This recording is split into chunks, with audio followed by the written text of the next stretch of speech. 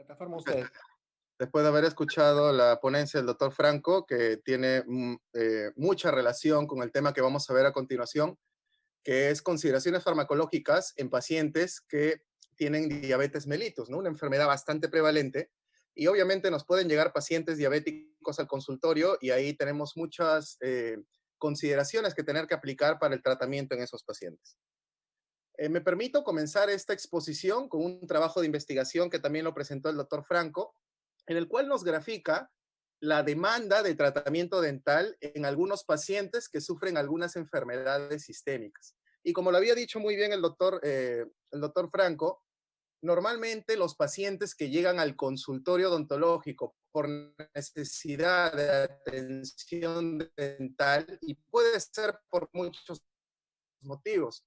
Puede ser por la medicación que están consumiendo, puede ser porque la misma fisiopatología de su enfermedad puede generar complicaciones en boca y por ende tiene que ir a un tratamiento odontológico. Principalmente acá tenemos pacientes y también tenemos pacientes con desórdenes endocrinos.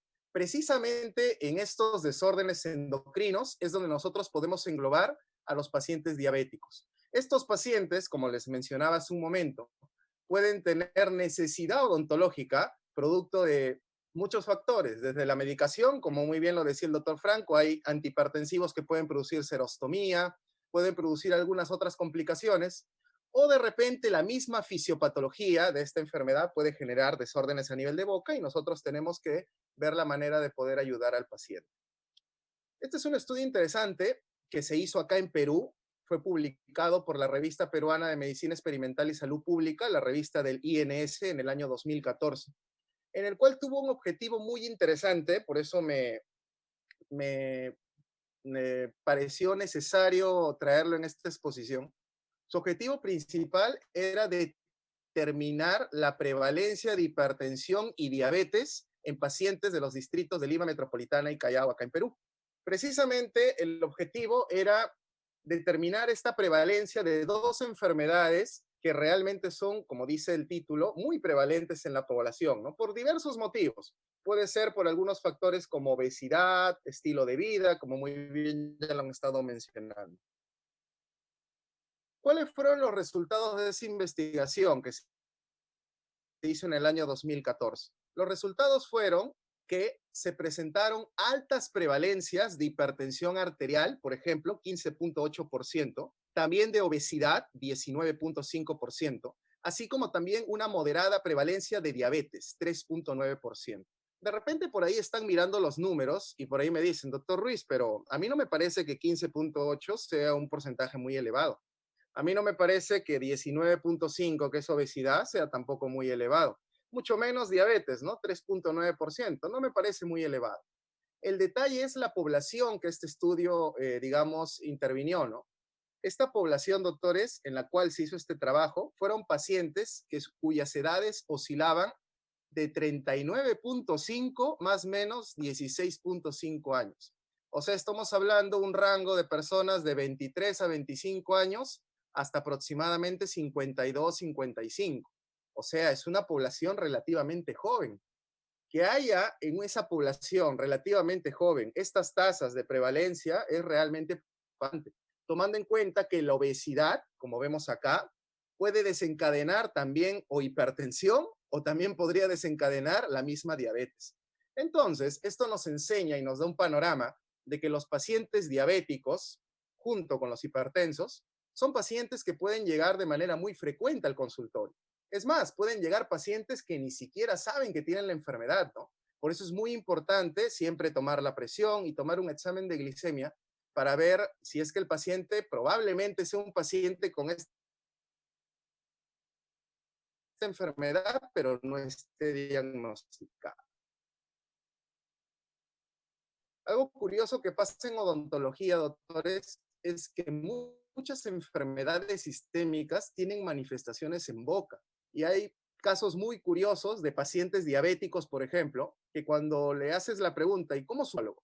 Entonces, ahí tenemos, por ejemplo, al odontólogo como un papel o un jugador muy, muy importante en el equipo de salud, ¿no? Porque el odontólogo puede ver esas manifestaciones bucales de algunas enfermedades, y puede derivar al paciente a una especialidad ya respectiva, sea cardiovascular, sea, a veces va a su rutina, a su control rutinario, por ejemplo, con endocrino o cardiovascular, ¿no? Si ahorita mismo de los 900 participantes, creo que estamos ahorita conectados, ¿quién va a su control endocrinológico, su control cardiovascular normalmente en el año, ¿no? Muy pocos van a decir yo, ¿no? Yo, doctor, voy al endocrinólogo, voy al cardiólogo, ¿no? Pero en cambio, consulta odontológica es, digamos, más frecuente, ¿no? Una persona puede tener por lo menos 2 consultas al año y si es que padeces alguna enfermedad, es muy interesante primero identificarla para poder hacer la derivación al profesional respectivo. Entonces, nuestro papel como odontólogos en este equipo de salud realmente es importante, ¿no? Y hay que valorarlo. Pero obviamente nosotros tenemos que saber qué manifestaciones bucales pueden tener estas enfermedades. Si vamos a definir la diabetes, doctores, según la Asociación Americana de Diabetes en el año 2020, ahora nomás, en enero, el concepto de diabetes nos dice que es un grupo de enfermedades metabólicas cuya característica principal es la hiperglicemia. Creo que todos sabemos que la diabetes tiene como característica importante que hay una elevada cantidad de glucosa en sangre. Hay hiperglicemia. Y se puede deber principalmente por defectos en la secreción o defectos en la acción de la insulina. Ahora, por ahí algunos dirán, ¿qué tiene que ver la insulina con la glucosa? Porque a veces nos preguntan, ¿no? ¿Por qué eres diabético? Ah, porque no produces insulina. Pero cuando le hacemos la otra pregunta, ¿y qué tiene que ver la insulina con la glucosa? No, sí, ¿no? ¿Qué tendrá que ver, no? ¿Qué tiene que ver la insulina con la glucosa? En este gráfico lo podemos ver de una manera bastante clara. Cuando nosotros comemos, podemos estar almorzando, desayunando, la glucosa se absorbe y se va al torrente sanguíneo. Estos cuadraditos de color crema es la glucosa. Lo normal, doctores, y vamos a ver primero este gráfico de acá, que les estoy señalando con el puntero, lo normal es que la glucosa vaya a la célula y por unos transportadores puede entrar a la célula. Porque ¿quién utiliza la glucosa para generar energía, por ejemplo? La célula. Si no tiene la célula glucosa, no puede hacer su función correctamente. Entonces, es importante que la glucosa pueda penetrar a la célula. Pero la pregunta es, ¿este transportador se encuentra activo todo el tiempo? No.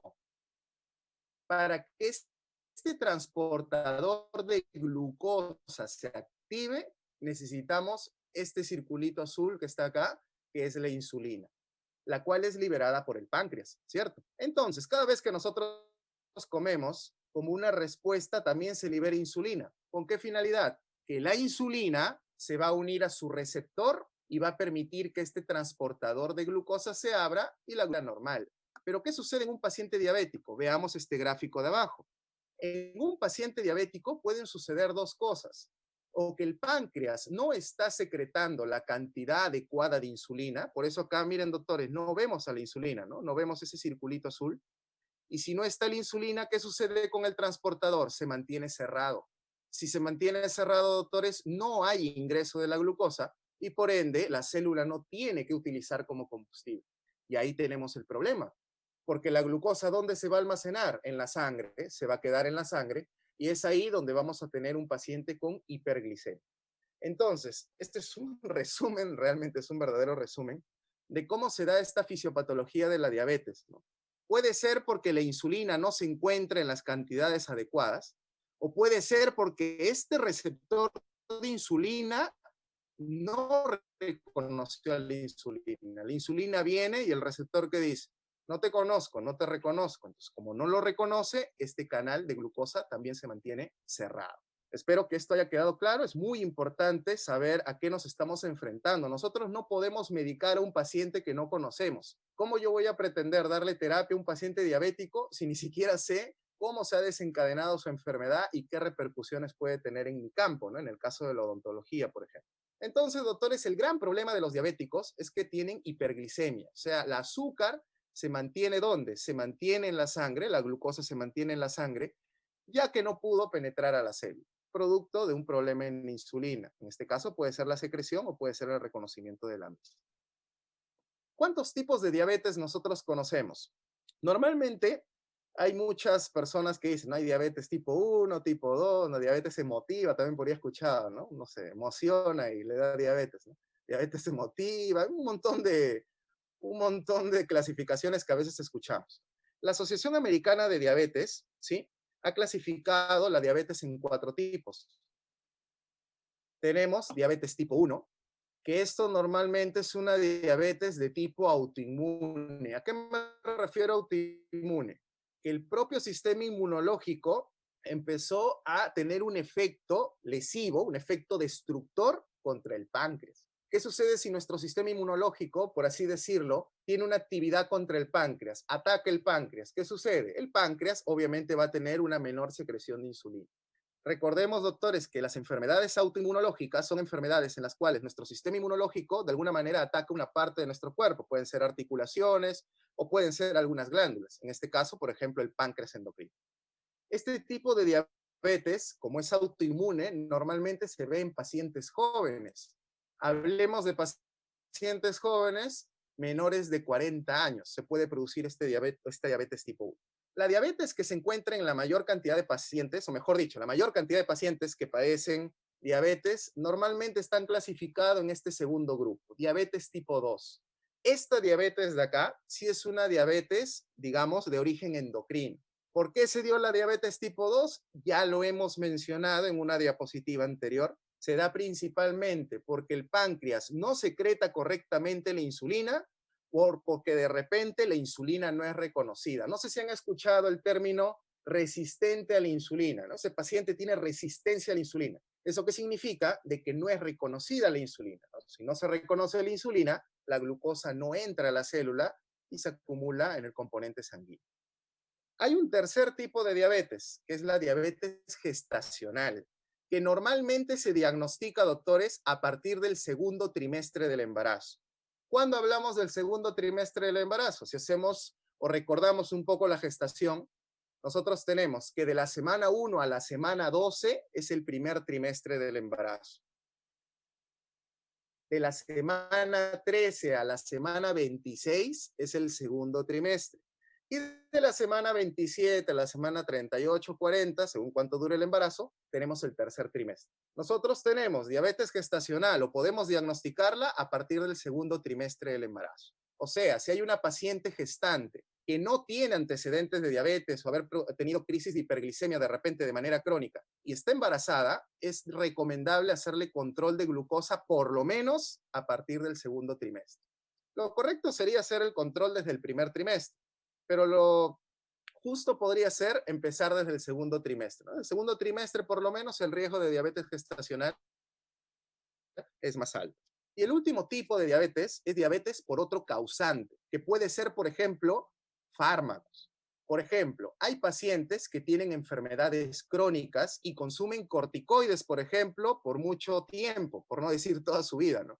Esos pacientes que, por ejemplo, los que tienen artritis reumatoide, pacientes que, por ejemplo, les han hecho trasplantes, ¿no? Nosotros vemos que a veces hay pacientes que les hacen trasplantes renales y le dan terapias muy prolongadas con corticoides. Eso puede conllevar a que el paciente desarrolle este tipo de diabetes, ¿no? Pacientes con pancreatitis, ¿no? Es otro tipo también que está clasificado acá, ¿no? Diabetes por otro causal.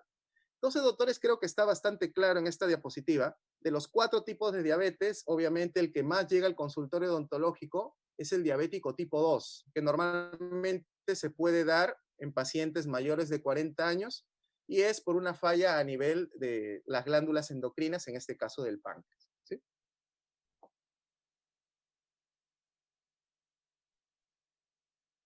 ¿Cuáles serían las complicaciones que se pueden dar en un paciente diabético, por ejemplo?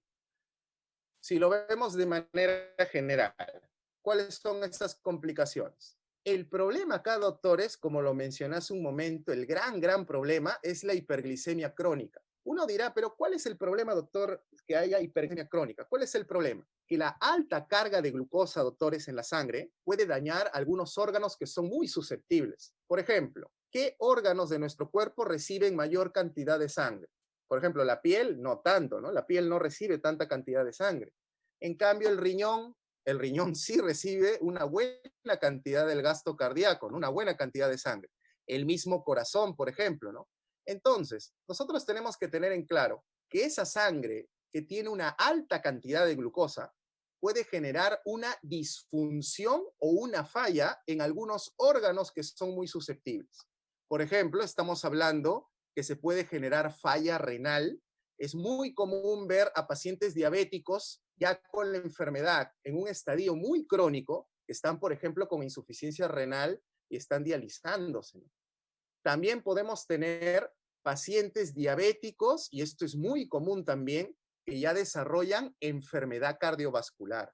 Esto, por ejemplo, doctores, ustedes se habrán dado cuenta, espero que no tengan ningún familiar diabético, pero habrán visto en alguno de sus pacientes que cuando le diagnosticaron la diabetes, ¿qué le dio el médico? Le dio normalmente hipoglicemiantes. Puede ser metformina, por ejemplo, que se utiliza bastante como una primera opción terapéutica, y luego de pasado meses o años lo vuelven a atender al paciente y el paciente les dice, pucha doctor, estoy con tratamiento con yecas o con ARA2 o estoy con aspirina o inclusive con warfarina porque he tenido un infarto hace 4 meses.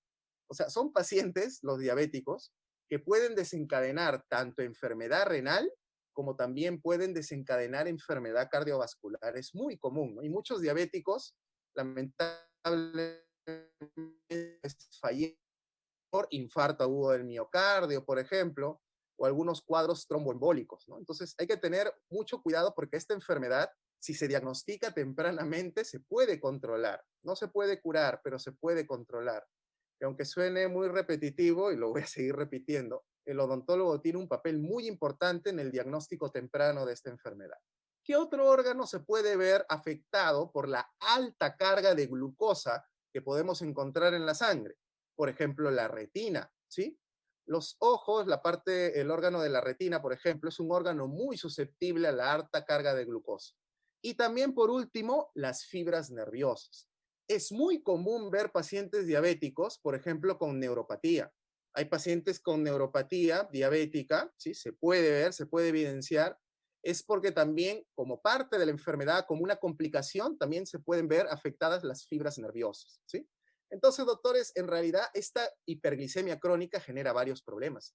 No es que solamente tiene la glucosa elevada, ¿no? Sino que puede generar muchos problemas a nivel renal, a nivel cardíaco, a nivel de fibras nerviosas.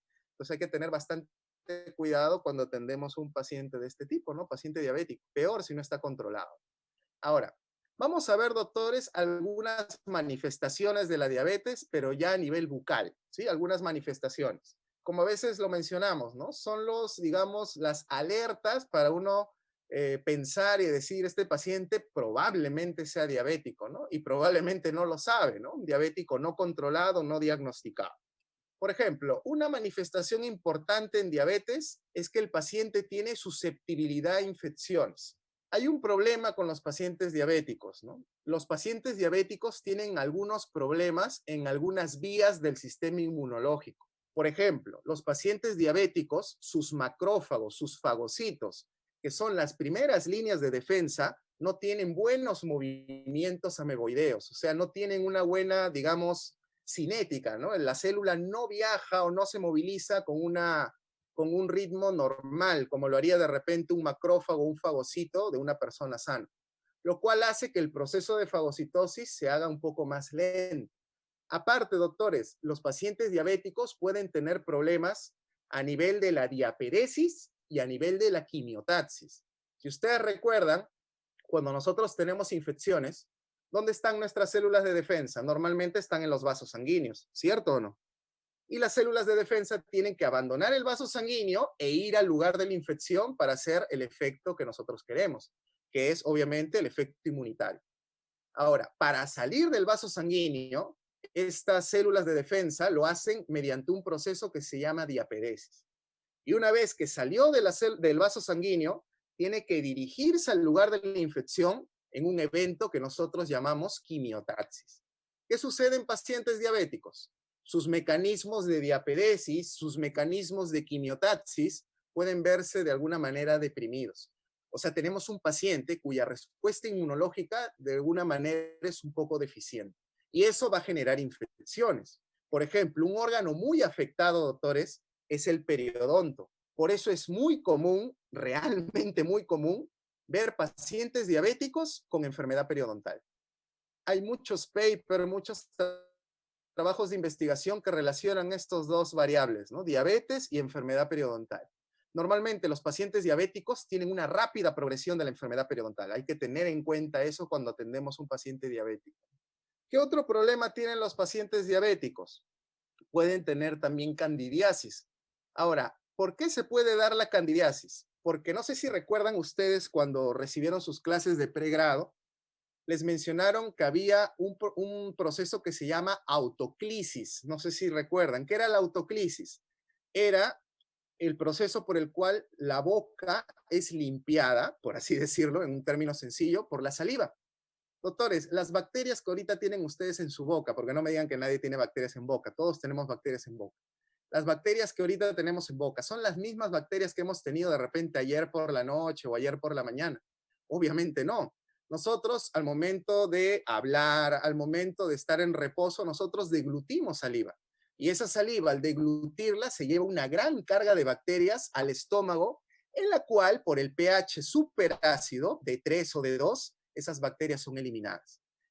Hay un recambio de bacterias en la boca, pero eso gracias a qué? A la saliva. Un problema que tienen los diabéticos, doctores, es que también pueden tener serostomía.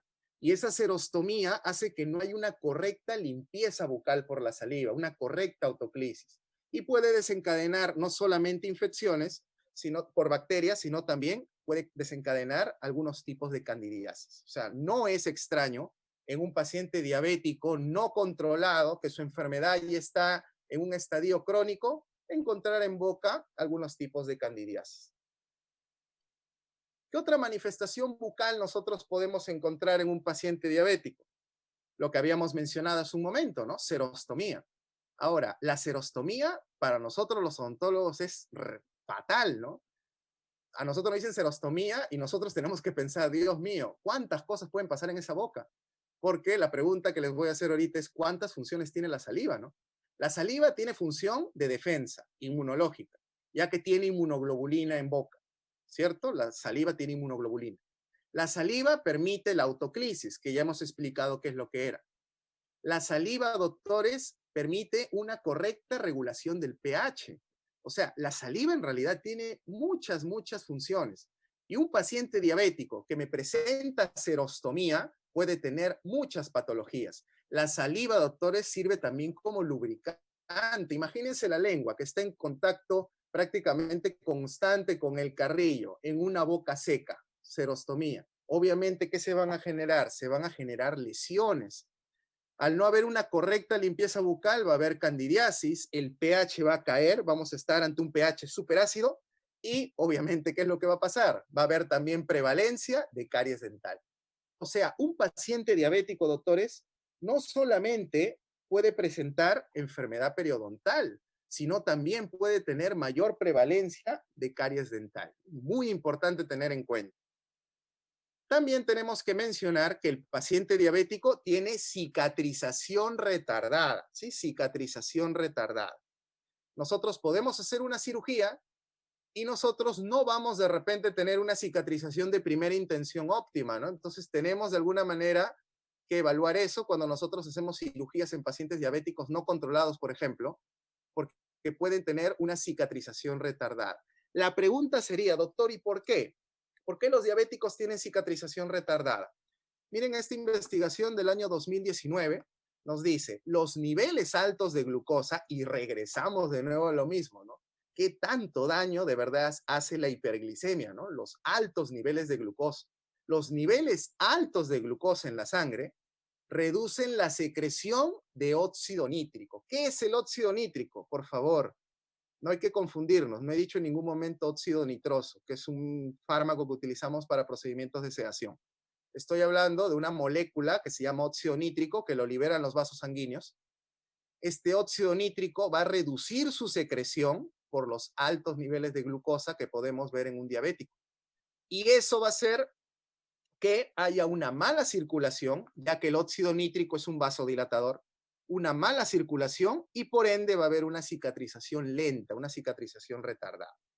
Entonces, doctores, si se han dado cuenta, ya me entenderán por qué mencioné al inicio de la clase que un profesional muy importante en el diagnóstico temprano de diabetes es precisamente el odontólogo.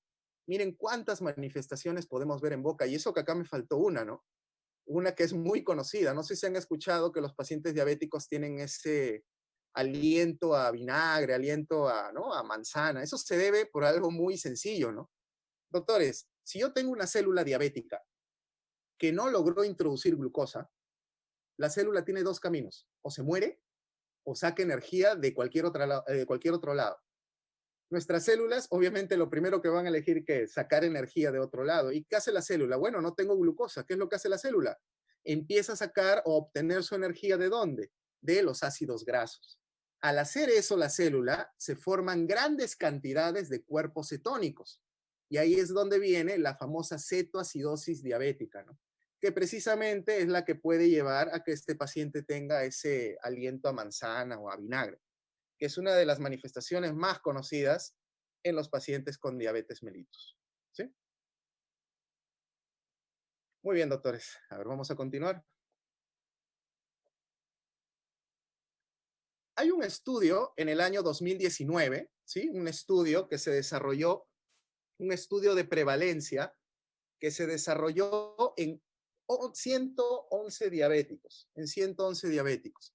¿Cuál fue la finalidad de este estudio? Precisamente evidenciar qué manifestaciones bucales de la enfermedad son más prevalentes en estos pacientes. ¿Y qué hemos encontrado? ¿Qué se encontró en este estudio? En este estudio se encontró que una de las principales manifestaciones de la enfermedad en boca fue precisamente la periodontitis. Yo sé, doctores, que ustedes creo desde colegio les han enseñado esto que les voy a mencionar, ¿no?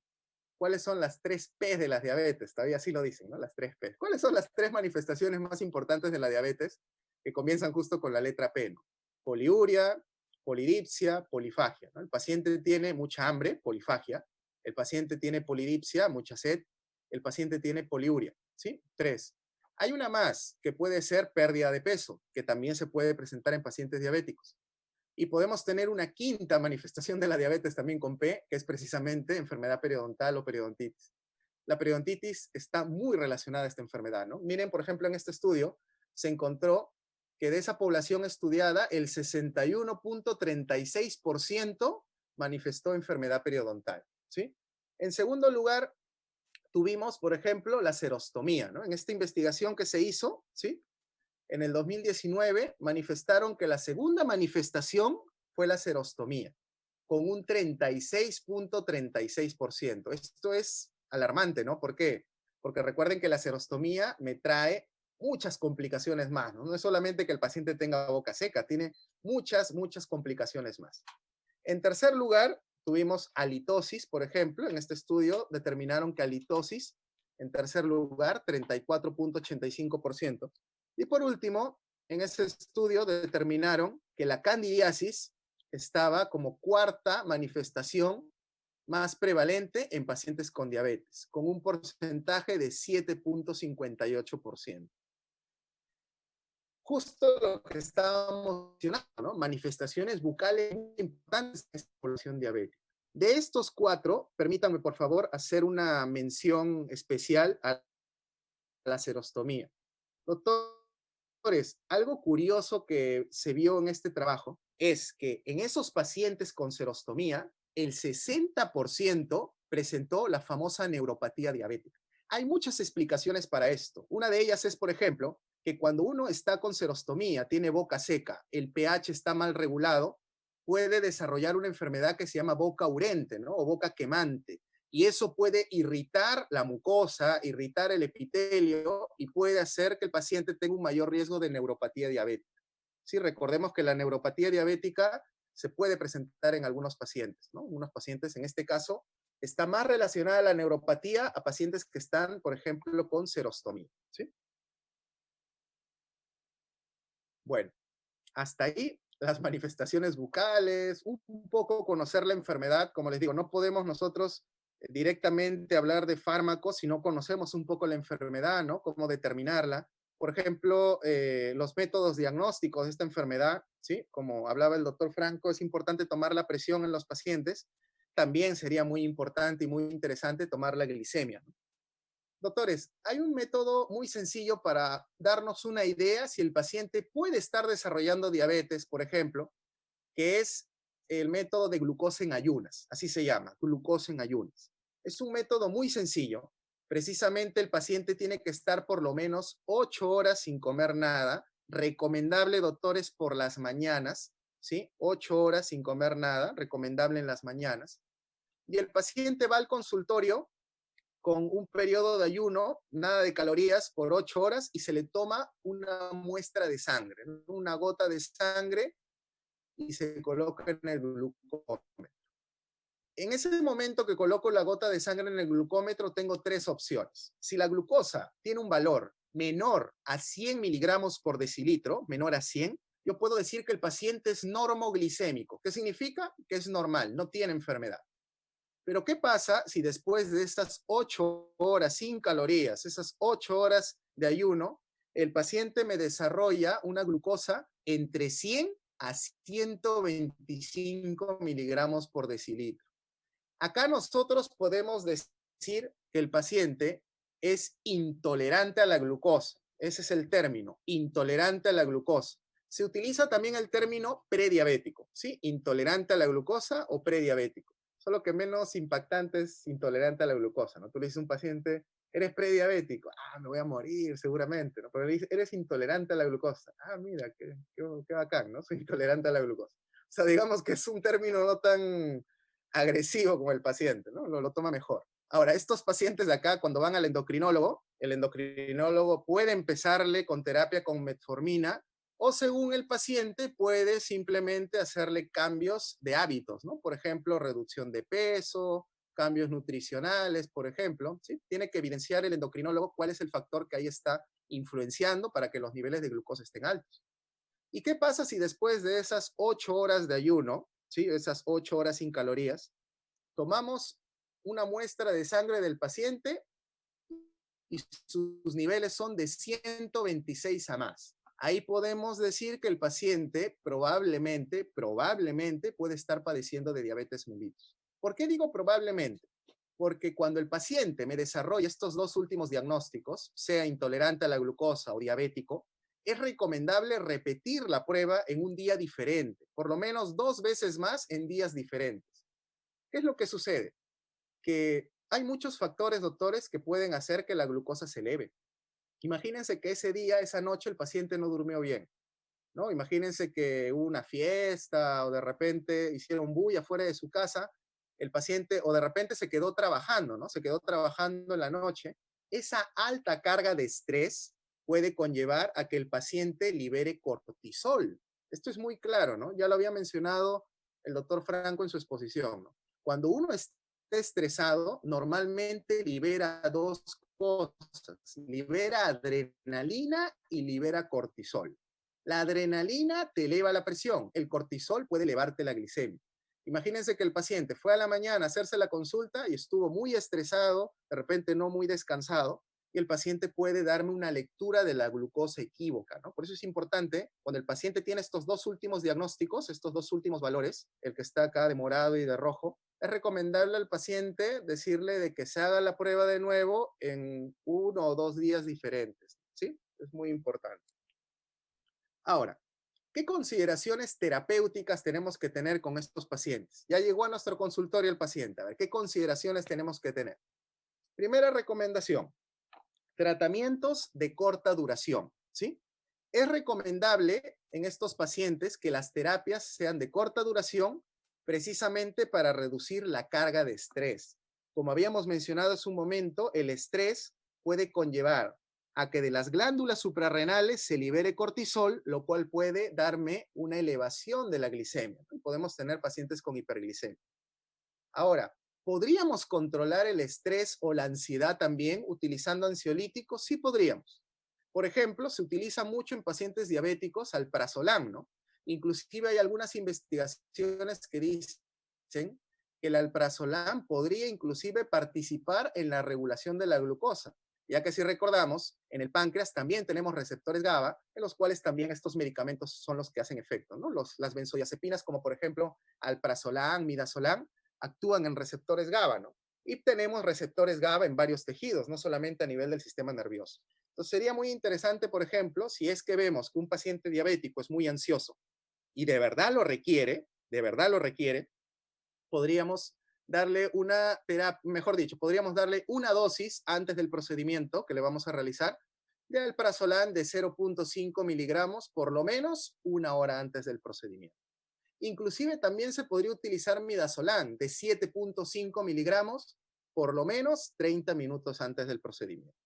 O sea, podríamos controlar también la ansiedad y ese estrés también de manera farmacológica, ¿no? Utilizando estas dos benzodiazepinas. Otra consideración importante es, ¿se podrá dar profilaxis antibiótica prequirúrgica? Por ejemplo, vamos a hacer una cirugía. ¿Será conveniente dar profilaxis antibiótica prequirúrgica?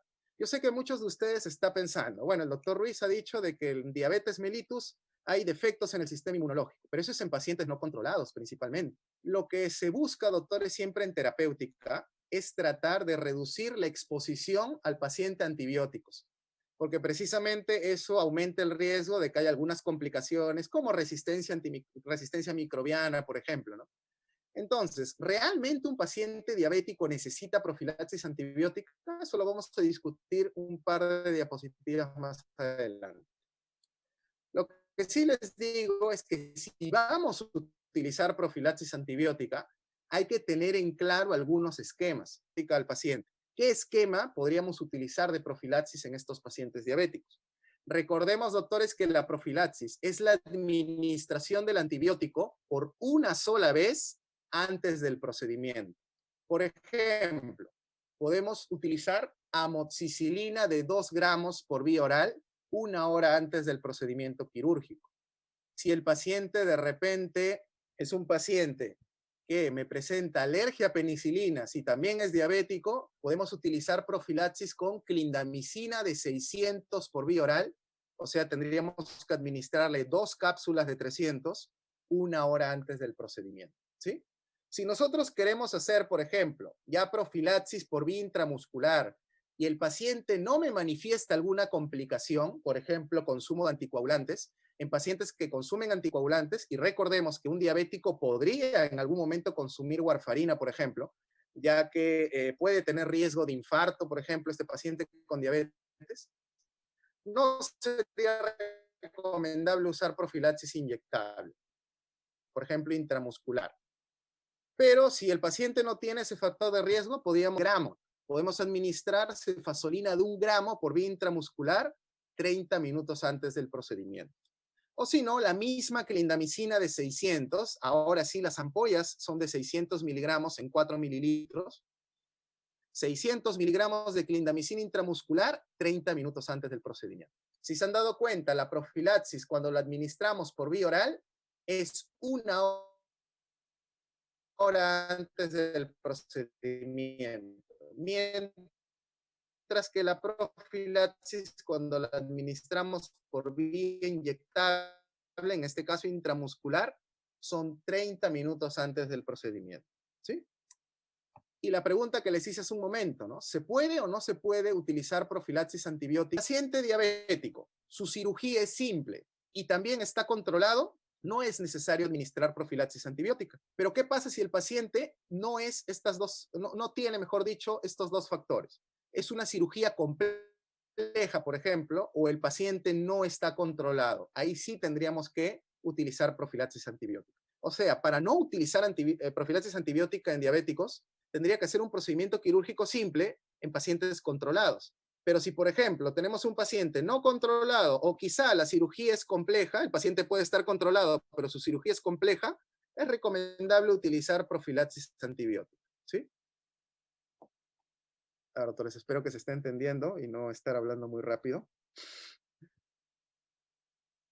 A ver, vamos a continuar.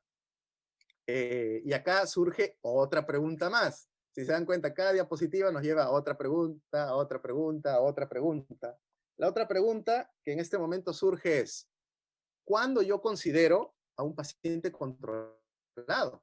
Cuando yo digo el paciente está controlado, ¿no? ¿Cuándo se considera que un diabético está controlado?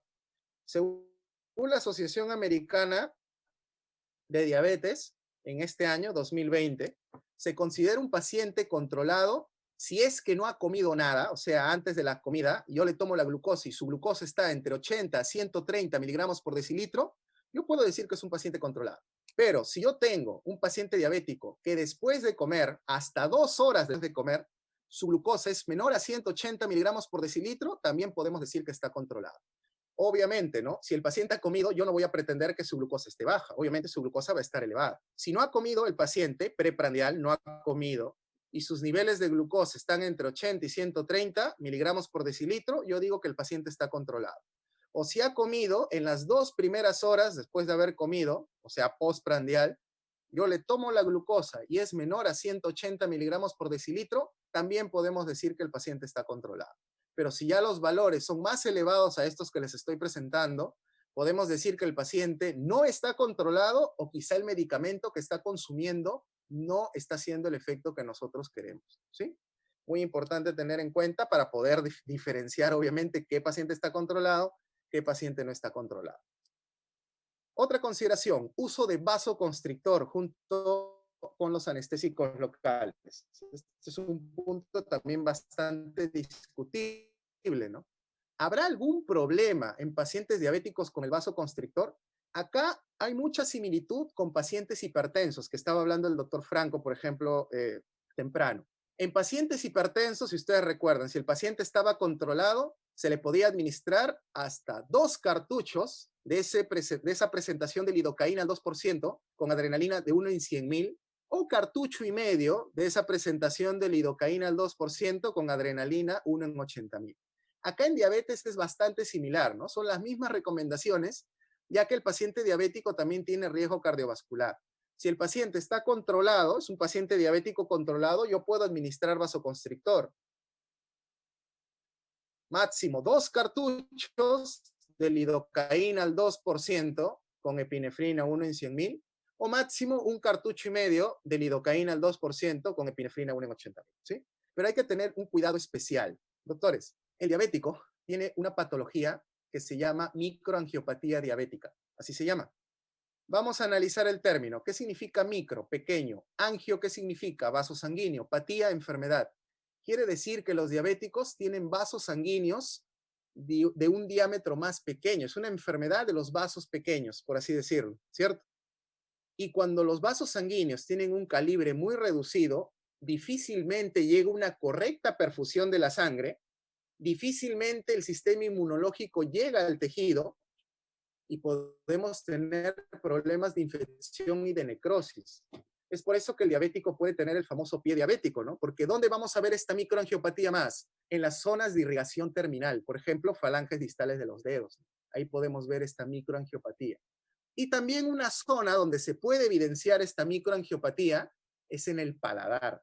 Por eso, doctores, es recomendable que al emplear vasoconstrictor en el paladar, tenemos que administrar las cantidades más pequeñas para no tener tanto riesgo de isquemia y de necrosis palatina, ¿no? Mucho cuidado en eso. Hay que colocar realmente cantidades muy pequeñas de anestesia con vasoconstrictor en la zona palatina, por ejemplo, ¿sí? Y acá es muy recomendable lo que ya hemos aprendido, por ejemplo, cuáles son los cartuchos que tienen menos cantidad de epinefrina. Por ejemplo, este de acá, lidocaína al 2% con adrenalina 1 en 100.000, tiene solamente 18 microgramos de epinefrina. En cambio, el otro preparado que tiene 1 en 80.000, ese tiene más, tiene 22,5 microgramos. No sería recomendable, por ejemplo, para inyección palatina en pacientes con diabetes. En pacientes diabéticos, perdón. Y en otros países, por ejemplo, hay otro medicamento, como ya lo había mencionado el doctor Franco, que es la articaína, que este medicamento sería ideal en estos casos, porque articaína viene en un porcentaje de 4% con adrenalina de 1 en 200.000. O sea, tiene solamente 9 microgramos de adrenalina. o sea, una cantidad más pequeña incluso, ¿no? Lo cual sería muy conveniente en el tratamiento de estos pacientes, ¿sí? Entonces, muy importante tener en cuenta, doctores, el vasoconstrictor en estos pacientes con diabetes. Precaución con el uso de AINES. También hay que tener mucho cuidado con el uso de AINES, ¿sí? Precaución con el uso de AINES. ¿Qué precaución tenemos que tener con el uso de AINES? Por ejemplo, estos AINES, como por ejemplo, naproxeno, por ejemplo, ketorolaco, son medicamentos, como ya los había mencionado anteriormente el doctor Franco, son medicamentos preferenciales de COX-1. Son medicamentos que no están recomendables mucho en pacientes diabéticos por un problema, ¿no? Recordemos que un paciente diabético tiene compromiso renal. Es un paciente que puede desarrollar enfermedad renal. Y justo estos AINES de acá son muy nefrotóxicos. Creo que de todos los AINES que hay, naproxeno y ketorolaco, aparte de ser muy gastrolesivos, también son medicamentos que tienen un alto riesgo de nefrotoxicidad. Por lo cual, la utilización como primera opción en pacientes diabéticos no sería muy recomendable. ¿Qué AINES están contraindicados? No hay que usar en pacientes diabéticos. Precisamente los COTZIPs, los selectivos de COX-2, etoricoxib, celecoxib, por ejemplo, son medicamentos, como ya los había mencionado, que pueden generar problemas de trombosis, problemas tromboisquémicos. Y recordemos que un diabético, aparte de tener compromiso renal, también puede desarrollar enfermedad cardiovascular. Entonces hay que tener mucho cuidado en estos AINES, tampoco administrarlo a pacientes diabéticos. Bueno, parecoxib tampoco, ¿no? Parecoxib es un medicamento, también es un coxib que se administra por vía inyectable. ¿Cuáles son seguros? Y ojo, por favor, lean el título de la diapositiva. No dice AINES, dice analgésicos seguros en diabéticos. O sea, ¿qué analgésicos son seguros en estos pacientes? Comencemos siempre por paracetamol, ¿no?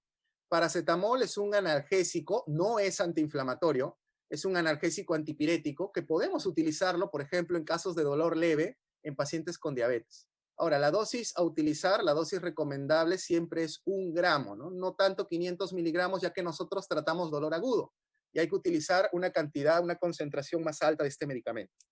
¿Qué otro fármaco podríamos utilizar en estos pacientes? Podríamos utilizar diclofenaco, no tiene tanto riesgo, por ejemplo, de gastritis, de enfermedad renal, riesgo moderado, ¿sí? Podría utilizarse también diclofenaco. Meloxicam, muy recomendable en estos pacientes por la ventaja que tiene el meloxicam, que se puede dar en unidosis, o sea, se puede administrar una vez al día, de 15 miligramos una vez al día. Se puede utilizar también meloxicam. ¿Qué otra opción tenemos? Si el paciente fuera, por ejemplo, alérgico a AINES, podríamos utilizar paracetamol. Pero ¿qué pasa si el dolor ya no es leve? ¿Qué pasa si el dolor ya es moderado? O de repente un dolor que ya está progresando a severo. Podemos utilizar algunos opioides. Por ejemplo, podríamos utilizar tramadol. Tramadol es un opioide que se puede utilizar no solamente en pacientes diabéticos, sino también se podría utilizar en pacientes hipertensos. Podríamos utilizar también las combinaciones de diclofenaco con vitaminas. Sería muy recomendable tomando en cuenta que los diabéticos pueden desencadenar neuropatía. Recordemos que las vitaminas, vitamina B1, B6, B12, de alguna manera pueden estabilizar a la fibra nerviosa y hacer que el riesgo de neuropatía postquirúrgica sea menor. Podemos utilizar también diclofenaco con paracetamol o podríamos utilizar la combinación de tramadol con paracetamol en caso, por ejemplo, de que un paciente sea diabético, alérgico a los AINES y de repente cuando le doy tramadol solo en concentraciones de 100 miligramos, me desarrolla náuseas, vómitos, ¿no? ¿Qué ventaja tiene esta combinación de tramadol con paracetamol? Que como estoy asociando ambas, estoy utilizando el sinergismo, cosa que nosotros utilizamos bastante para reducir los efectos adversos, ya que esta combinación no tiene 100 de tramadol, tiene 37.5 miligramos de tramadol con 325 miligramos de paracetamol, ¿sí? Son analgésicos antiinflamatorios que podríamos utilizar en pacientes diabéticos. Y ya para ir terminando, doctores, antibióticos. ¿Qué antibióticos podríamos utilizar, por ejemplo, en pacientes diabéticos? Acá hay que tomar en cuenta dos cosas. De preferencia, hay que tratar de utilizar antibióticos bactericidas. más en pacientes no controlados. En pacientes no controlados hay que tratar de utilizar más antibióticos bactericidas. Por ejemplo, penicilinas. Las penicilinas son medicamentos bactericidas eh, y se pueden utilizar en este tipo de pacientes. También hay que tratar de administrar antibióticos que tengan bajo riesgo de interacción. ¿A qué me refiero? Recordemos, doctores, que los diabéticos son pacientes que se están medicando con algún fármaco. Si ha tenido problema cardiovascular con warfarina, con aspirina, entonces a nosotros nos conviene, es preferible dar un antibiótico que no interactúe con esos fármacos. Por eso les coloco acá antibióticos con baja interacción. Por ejemplo, les doy un ejemplo de qué antibiótico no sería recomendable. No sería. Por ejemplo, eritromicina. Eritromicina es un antibiótico que puede interactuar con algunos fármacos, por ejemplo, con la warfarina que podría estar tomando este paciente diabético, ¿no? Sí, podría estar interactuando.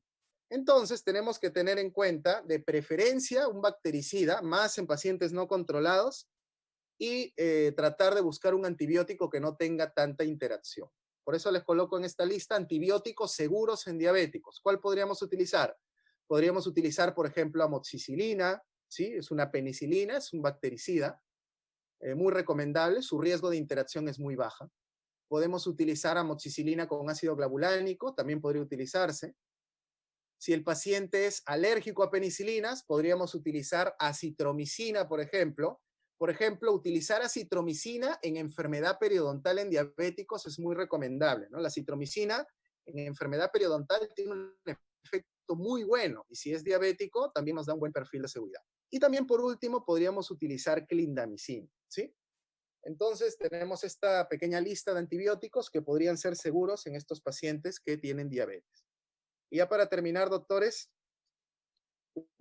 una consideración más, ya que por ahí hemos estado hablando un poquito de implantes. Hay mucha duda, ¿no? Si colocar implantes o no colocar implantes en pacientes diabéticos. Bueno, una referencia del año 2016 nos dice algo muy interesante, ¿no? En diabéticos mal controlados padecen de una osteointegración deficiente, con un riesgo elevado de periimplantitis. Entonces hay que tener en cuenta eso, ¿no? Diabéticos mal controlados no solamente pueden tener un alto riesgo de periimplantitis, o sea, colocar el implante si desarrolle enfermedad, sino que también puede retrasar esa hiperglicemia, la oseointegración del implante. Pero cuando el diabético está bien controlado, los procedimientos de implante son seguros y la tasa de complicaciones es muy similar a la tasa de complicaciones que puede tener un paciente sano. Entonces, espero, doctores, de que haya quedado clara la exposición. Para mí ha sido de verdad un verdadero gusto de estar con ustedes